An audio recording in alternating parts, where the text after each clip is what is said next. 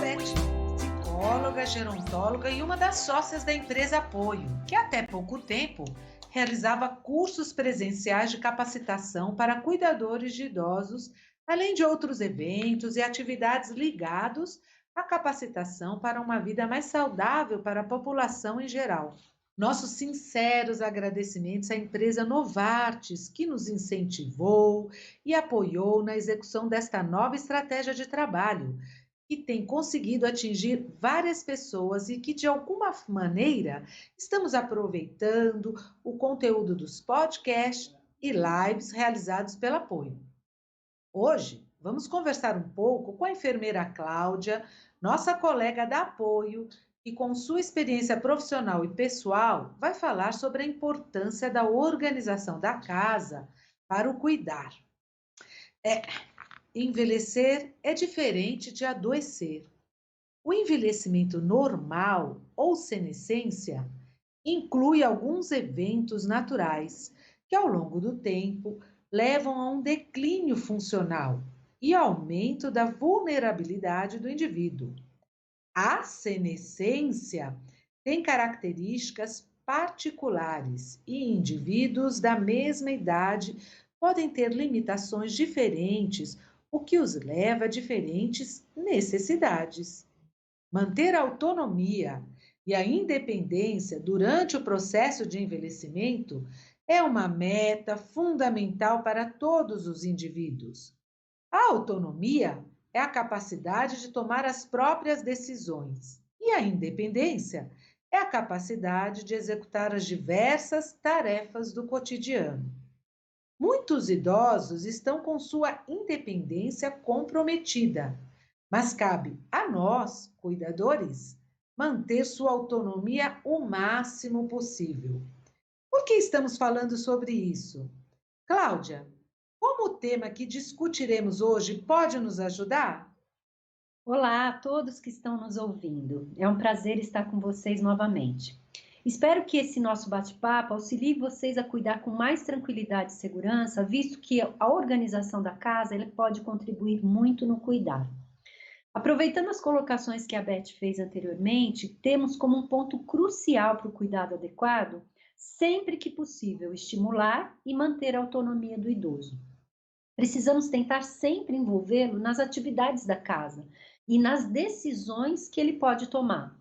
Então, dependendo de como ele estiver, ele pode auxiliar numa lista de compras, definir onde guardar os objetos, qual roupa vestir, o que fazer na refeição, definir por chamar familiares ou amigos para um lanche e outras coisas mais. Isso é muito importante. É sensacional essa dica que você deu, né? Porque são pequenos detalhes que fazem uma diferença na rotina. Por que eu falei isso? Eu queria que você contasse para a gente se é importante manter uma rotina diária para o bem-estar do idoso. Com certeza, sim. Então a resposta é sim. O idoso precisa de uma rotina diária para alimentação, exercício, descanso, lazer e os cuidados pessoais. Essa rotina, ela vai ajudar o idoso a ter mais confiança, segurança. Ele vai conseguir, com a rotina, identificar atividades que tem condições de fazer. Consegue identificar sensações como fome, prazer, alegria e entende que pode ajudar na estrutura da casa. Vamos pensar juntos. O cuidador familiar ou não, em geral, ele se envolve em muitas tarefas, como o acompanhamento das atividades diárias do idoso, auxílio na alimentação, higiene pessoal, medicação, e algumas vezes fica sobrecarregado. E a rotina também pode ajudar esse indivíduo a organizar as atividades e ter um pouco mais de folga, visto que o idoso vai cooperar e aceitar muito mais as ações que esse cuidador está fazendo. Então, por exemplo, manter um vestuário simples e confortável é muito importante. E eu devo estimular esse idoso a se vestir sozinho, quando possível, dando instruções com palavras fáceis de serem entendidas. Dê a ele a oportunidade de optar pelo uso da roupa que quer vestir, as cores que mais lhe agradem, Para que ele mesmo possa procurar suas roupas nos armários, você pode colar foto das peças ou objetos pessoais na parte externa da gaveta ou guarda-roupa. Isso vai fazer com que ele tenha mais autonomia nas escolhas que ele faça. Com relação à alimentação, é a mesma coisa. Nem sempre alimentar o paciente ou o idoso é uma tarefa fácil. Então, se você mantiver horários regulares, um ambiente tranquilo, ter muita calma e paciência, isso vai colaborar que ele se alimente melhor e com mais tranquilidade. Vejo também que nada deve ser tão rigoroso. Então, eu ter rotinas é importante? Sim, mas não é tão importante quanto uma alteração de horário por qualquer motivo positivo. Então, uma alteração do horário na alimentação em função da visita dos netos, uma alteração do horário do banho em função de uma manhã muito fria, uma ida para a cama depois do horário, porque está passando um show que ele gosta muito, então está passando o show do Roberto Carlos e ele sempre foi fã dele. Tudo isso é possível e é indicado. Então a gente não pode ser muito radical. Ok. O que eu gravei disso, flexibilidade e bom senso devem estar caminhando juntos. Perfeito, duas palavras perfeitas. O que você quer dizer em relação à organização da casa? Bom, novamente, a gente tem que entender a posição que esse idoso está. Ele já teve muitas perdas na vida e é fundamental que ele conheça bem a residência que ele mora, mesmo que seja a casa de um filho ou um outro local que ele esteja morando. As mudanças em locais de guarda de objetos só devem ocorrer caso esses objetos estejam colocando o idoso em risco. Por exemplo, se estiverem muito altos e aí ele não consegue pegar. Então, eu posso adaptar essas situações, colocar as coisas mais à mão, mas ele tem que ter liberdade de mexer em armário, abrir geladeira, abrir o armário de mantimentos, gavetas de costura. Afinal de contas, ele precisa continuar acreditando que ele é importante para aquela residência e que ele faz toda a diferença. Para que isso aconteça, a casa precisa estar organizada e segura. As coisas devem ter lugar certo para serem guardadas e, se forem itens que o idoso sempre tem contato, devem estar numa altura adequada, para que ele não corra o risco de subir em bancos ou alguma superfície para pegar esse objeto. Dependendo da condição desse idoso, os armários podem também estar etiquetados com palavras. Então, aqui a gente guarda as calcinhas, ali eu guardo os pijamas, enfim, as blusas e etc. Então, a gente tem que, o máximo possível, estimular que ele escolha a sua própria roupa e ele mexa realmente nas coisas. Que tal, então, otimizar os espaços e aproveitar cada cantinho da casa para transformar em um espaço funcional? Acha viável isso? Muito boa essa pergunta, porque quando a gente faz isso, que a gente vai transformando o espaço da casa, o idoso precisa estar junto conosco. Então, isso vai melhorar a comunicação entre aquele indivíduo e aquela pessoa que está cuidando dele, seja um cuidador profissional ou um cuidador familiar. Então, eles podem juntos definir o local de cada coisa, simplificando assim a organização. E aí nós podemos compartilhar no momento que nós estamos fazendo isso, bater um papo, contar histórias, relembrar coisas. Isso é muito importante para o idoso. Quer dizer, eu vou retomar um pouco da história dele e isso vai fazer muito bem a ele. E ao definirmos um critério para a organização da casa, é importante que ambos, cuidador e idoso, estejam satisfeitos e, claro, dispostos a colaborar. E lembre-se que para chegar a esse acordo é necessário falar e ouvir o outro. Então, uma boa dica também é: guarde os objetos logo após o uso, onde você determinou, pois isso facilitará que você o encontre novamente ou que o idoso o encontre novamente. Tendo esta relação, fica até fácil de você etiquetar as gavetas que o próprio idoso escolhe. Eu quero que seja camiseta aqui. Então, podemos colocar camiseta aqui. Vamos colocar a cueca aqui embaixo. Assim ele já vai tendo essa lembrança, né? Onde é que estão as coisas. Exato. Muito interessante isso. Qual a questão mais importante em relação à organização da casa, o que não podemos abrir mão de jeito nenhum? Bom, eu quero até te agradecer por essa pergunta, porque o que é fundamental e indiscutível é a organização das medicações do idoso. A gente tem que entender que um paciente idoso, ele usa em média 3 a 4 tipos diferentes de medicamentos ao dia, ou às vezes até mais, em horários variados. Quanto maior o número de medicamentos usados, maior a chance de erro de dose, de horário, de troca de medicação, tanto por parte do idoso quanto por parte do cuidador.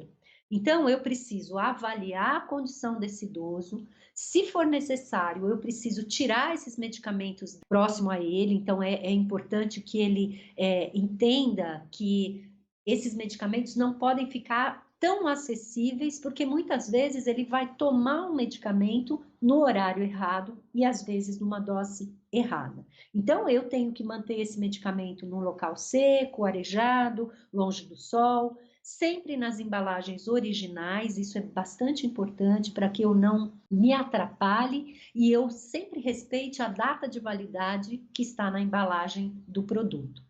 Então, mantém uma lista de medicamentos que o idoso toma, com indicação dos horários, via de administração e, idealmente, com o nome da droga e alguns exemplos dos nomes fantasias, porque hoje, quando a gente vai numa farmácia, por exemplo, a gente pede uma droga e são vários os laboratórios que têm essa droga. E muitas vezes, então, vem em caixas com cores diferentes, os medicamentos têm cores diferentes. Então, é importante que eu entenda qual é o medicamento pela droga, pelo sal. A gente tem que lembrar que a gente não é insubstituível. Por isso que é tão importante a gente manter uma lista bem organizada, porque isso vai ajudar que a gente não tenha falhas no momento de medicar o idoso. Eu posso utilizar também um calendário, um caderno, onde eu possa dizer se eu já mediquei ou não, porque muitas vezes a gente fica com aquela dúvida: nossa, será que eu já dei o remédio das 10 horas da manhã? Puxa, será que eu dei o remédio do almoço? Porque os dias são muito repetitivos e muitas vezes a gente pode se confundir. Nunca dê medicações no escuro, para que você não corra o risco de fazer alguma troca que seja perigosa. E não use a referência de cor de comprimido. Como eu falei, hoje você tem uma série de laboratórios que fazem medicações com cores e aspectos diferentes. Então, todas essas dicas são muito importantes. As medicações, de fato, elas precisam estar muito bem organizadas. Este é um assunto importantíssimo, realmente. A gente deve criar hábitos que auxiliem o autocuidado. Como fazer isso, por exemplo? Me dê algum exemplo. Então, o cuidador, ele deve saber que ajudar o doente não é fazer as coisas por ele, né? Eu faço com ele, mas não para ele, por ele, né? Para isso é importante observá-lo, tentando identificar sua potencialidade, estimulá-lo a fazer o máximo possível sozinho as tarefas que ele consegue fazer. Deve-se elogiá-lo em cada tarefa que ele realizou, e sempre entendendo que talvez ele demore mais tempo do que uma pessoa que não tem a limitação que ele tem. Atividades domésticas simples, como varrer, tirar pó, devem ser encorajadas, pois irão gerar no paciente, no idoso, um sentimento agradável de participação e utilidade. No entanto, você deve supervisionar essas atividades. Também devem ser estimuladas atividades sociais, muitas vezes uma saída com uma pessoa e você não está perto, mas essas pessoas que levarem o idoso para sair, eles têm que ter plena consciência das limitações que esse idoso tem, para que eles possam agir transmitindo calma e segurança. Então, entender as necessidades físicas do idoso e as suas também, como cuidador, é bastante importante. Por exemplo, dormir uma boa noite de sono, tirar uma soneca de 20 minutos depois do almoço para repor o cansaço, manter o corpo em movimento, são dicas que servem para o idoso, mas também para a pessoa que está cuidando. Ele, o cuidador, ele deve aceitar que cuidar de si mesmo é algo bom. O autocuidado é uma oportunidade de ser melhor para si e para os outros. Não é egoísmo. Muitas vezes a pessoa que cuida, ela acha que ela deveria estar cuidando só do idoso. Não, ela tem que se autocuidar também. E tomar bastante sol, o possível, né? Respirar ar fresco, curtir algumas atividades interessantes, divertidas, e ao ar livre seria muito bom. Eu acho realmente que isso que você abordou do autocuidado, que o cuidador ele deve se cuidar, porque se ele não se cuida, como ele vai cuidar de outra pessoa? Se Exato. eu me deixar ficar um lixo, eu vou oferecer o lixo para quem eu cuido. Exato. Então a gente realmente tem que se cuidar, tem que limpar as unhas, fazer um cabelo, fazer um exercício, porque aí com ânimo a gente consegue trazer coisas boas para quem a gente cuida. Na cozinha eu fiquei pensando, tem alguma recomendação especial? A gente tem que pensar que na cozinha nós temos um ciclo: descartar, categorizar e organizar. Na verdade, na organização a gente tem esse ciclo. Na cozinha, a dica é deixar os utensílios usados com mais frequência em lugares de fácil acesso, em armários e gavetas mais próximos ou não tão altos. Lembrar que muitas vezes, dependendo da situação que o idoso está, ele pode usar o fogão, mas ele tem que ser supervisionado para fazer o uso do fogão. Ele pode usar uma faca, mas ele tem que ser supervisionado para o uso dessa faca. Então, a cozinha, ela é a parte da casa mais concorrida, pois remete a uma atividade social de cuidado, aconchego, prazer. Então, eu posso, junto com o idoso, discutir o cardápio do almoço, do jantar, do lanche, solicitar ajuda para lavar a louça, fazer um bolo sempre sob a supervisão do cuidador. Então, é muito gostoso estar na cozinha com alguém. A cozinha realmente é um lugar de aconchego. Outra questão é que a gente tem, em termos de organização, manter os alimentos com prazo de validade adequado e condições de consumo. Cabe ao cuidador, pode ser em parceria com o idoso, avaliar os alimentos, descartar se for necessário, substituir o que não estiver bom. Enfim, a organização é muito importante e vai facilitar a interação das pessoas da casa e vai proporcionar maior segurança ao idoso. Eu espero realmente ter contribuído e auxiliado com essas pequenas dicas.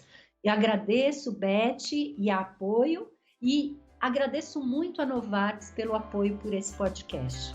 Eu também agradeço demais a Novartis e convido aos nossos ouvintes para as outras ações da apoio, os novos podcasts e as outras lives que estamos realizando. Elas são muito interessantes. Participem! Obrigada! Muito obrigada!